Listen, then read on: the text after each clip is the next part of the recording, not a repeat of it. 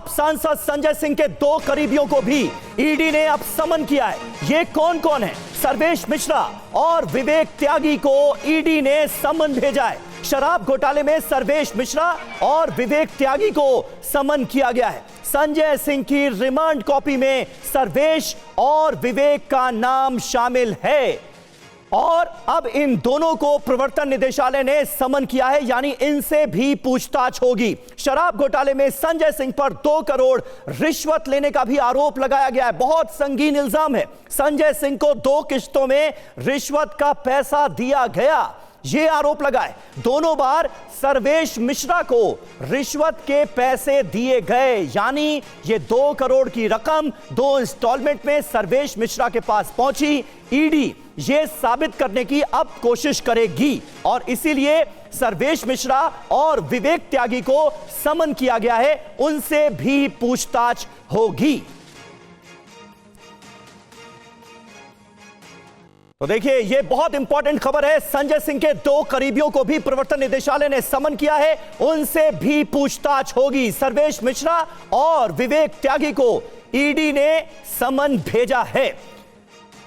सबसे पहले जितेंद्र भाटी का रुख कर लेते हैं। जितेंद्र, ये पूरी खबर विस्तार से बताएं और इन दोनों का क्या रोल ईडी की जांच में सामने आया है, जिसके बाद इन्हें किया गया है समन, यानी इनसे भी पूछताछ होगी इस पूरे केस में।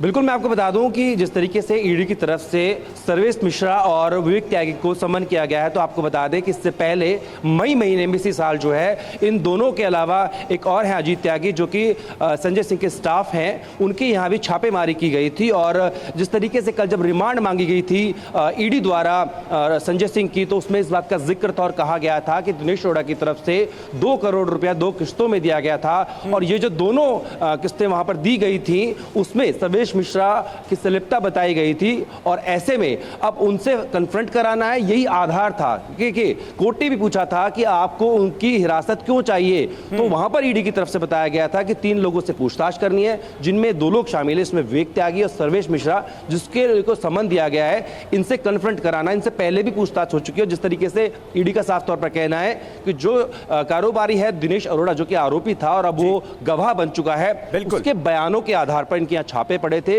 ये जो दोनों के दोनों हैं संजय सिंह के करीबी हैं, उनके स्टाफ हैं और इनके यहाँ पहले भी रेड पड़ चुकी है। अब पहले के बयान और अब जो पूछताछ होगी उस बयान का कन्फ्रंट कराया जाएगा संजय सिंह के साथ में। और ईडी जिस तरीके से जिस आधार पर उन्होंने संजय सिंह, और इसीलिए ये सवाल पूछा जा रहा है कि क्या इस कन्फ्रंटेशन से वेरीफाई करने के लिए ये जो आमना सामना कराया जाएगा उससे क्या कोई तथ्य निकलकर सामने आएगा?